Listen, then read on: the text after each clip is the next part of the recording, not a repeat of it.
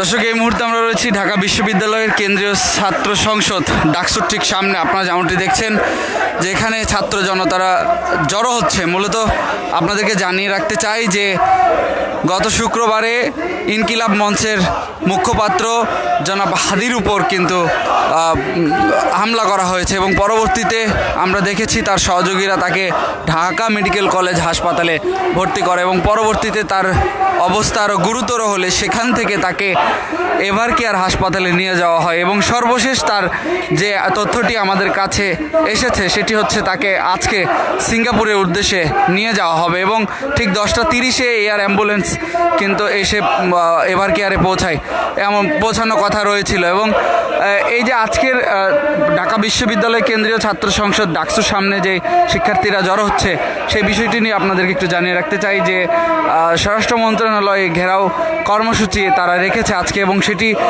ঘেরাও কর্মসূচি আগের মুহূর্তে তারা এখানে জড়ো হচ্ছে। মূলত তারা যাবেন এখানে।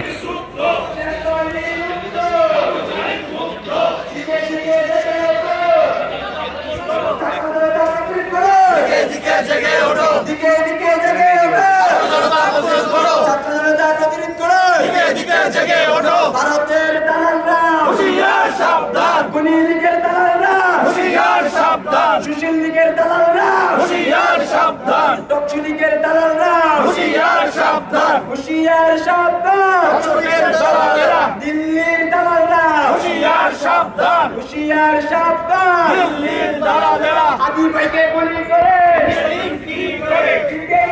ইনকিলাব মঞ্চের মুখপাত্র হাদির উপর যে হামলা হয়েছে আপনাদেরকে জানিয়ে রাখতে চাই যে ইনকিলাব মঞ্চের যে মুখপাত্র হাদি তিনি ঢাকার 8 আসন থেকে এমপি পদপ্রার্থী হিসাবে নির্বাচন করছেন এবং তিনি সেদিন তার নির্বাচনী প্রচারণায় ঠিক জুমার নামাজ পর বের হয়েছিলেন এবং তারপরে তার উপর এরকম হামলা হয় এবং এটি নিয়ে আমরা যেমনটি দেখছি যে বিভিন্ন দলের রাজনৈতিক ব্যক্তিবর্গ থেকে শুরু করে অনেকেই কিন্তু বিক্ষোভ মিছিল করেছে এবং সেটিকে কেন্দ্র করে আজকে আমরা দেখছি যে ঢাকা বিশ্ববিদ্যালয় কেন্দ্রীয় ছাত্র সংসদ ডাকসুর ঠিক সামনে ছাত্র জনতারা জড়ো হচ্ছে। মূলত তারা স্বরাষ্ট্র মন্ত্রণালয় ঘেরাও কর্মসূচি রেখেছে যে আইনশৃঙ্খলা বাহিনীর যে অবনতি সেটিকে কেন্দ্র করে তারা এই ঘেরাও কর্মসূচি রেখেছে।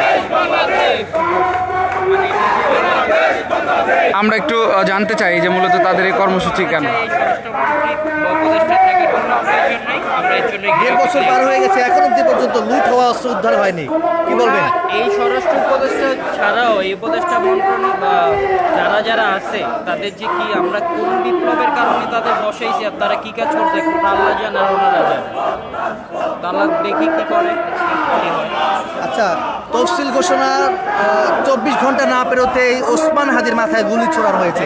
এটি আসলে সরকার কোনো ব্যর্থতা আছে কিনা? এই দেশে থেকে আপনি যদি ভারতপ্রীতি লোকজন যারা দালালি ছাড়তে পারবে না কখনো, তাদের যদি না বের করতে পারেন তাহলে আপনি এই দেশের ভালো কখনোই আশা করতে পারবেন।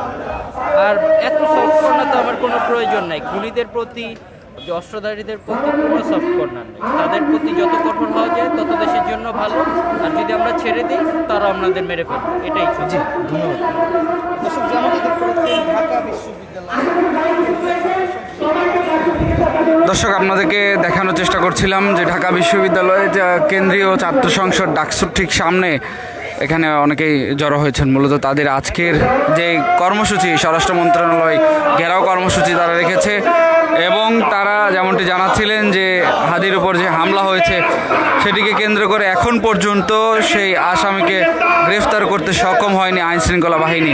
এটি তারা চরম অবনতি বলে মনে করছেন আইনশৃঙ্খলা বাহিনীর এবং এটিকে কেন্দ্র করে তারা আজকে স্বরাষ্ট্র মন্ত্রণালয় ঘেরাও কর্মসূচি রেখেছে।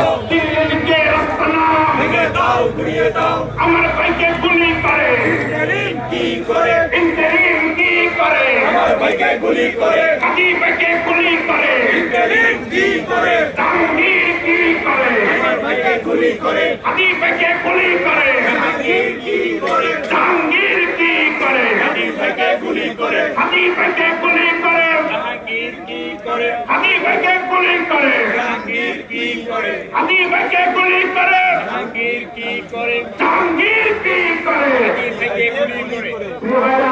আপনাদেরকে জানিয়ে রাখতে চাই যে ইনকিলাব মঞ্চের মুখপাত্র হাদি তিনি ঢাকার ৮ আসন থেকে নির্বাচন করছেন এমপি পদপ্রার্থী হিসাবে এবং তিনি প্রতিদিনের ন্যায় সেদিনও নির্বাচনী প্রচারণা চালিয়ে যাচ্ছিলেন। ঠিক সে সময় তিনি গুলিবিদ্ধ হন। দর্শক, দৈনিক ইত্তেফাকের মাধ্যমে সরাসরি আপনাদেরকে দেখানোর চেষ্টা করছিলাম এবং জানানোর চেষ্টা করছিলাম আজকের যে স্বরাষ্ট্র মন্ত্রণালয় ঘেরাও কর্মসূচি রয়েছে সেটিকে কেন্দ্র করে শিক্ষার্থীরা জড়ো হচ্ছেন ঠিক ঢাকা বিশ্ববিদ্যালয় কেন্দ্রীয় ছাত্র সংসদ ডাকসুর ঠিক সামনে। দর্শক, এই ছিল এখনকার সর্বশেষ। পরবর্তী আপডেট পেতে অবশ্যই দৈনিক ইত্তেফাকের সঙ্গেই থাকবেন। সবাইকে ধন্যবাদ জানিয়ে শেষ করছি।